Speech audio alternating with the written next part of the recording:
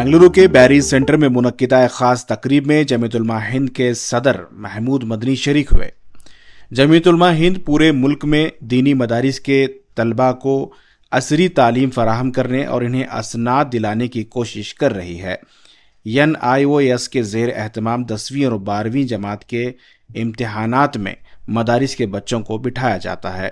कर्नाटक में भी दीनी मदारिस के बच्चों को लगातार NIOS के तहत तालीम फराहम की जा रही है। इस मरतबा NIOS के तहत 368 बच्चे कामयाब हुए। इन्हें जमीयत उलमा हिंद के सदर मौलाना महमूद मदनी के हाथों असनाद तकसीम किया गया। मौलाना महमूद मदनी के साथ दहली से मौलाना नियाज अहमद, मौलाना माजिद वगैरह भी मौजूद रहे। जमीयत उलमा मुल्क के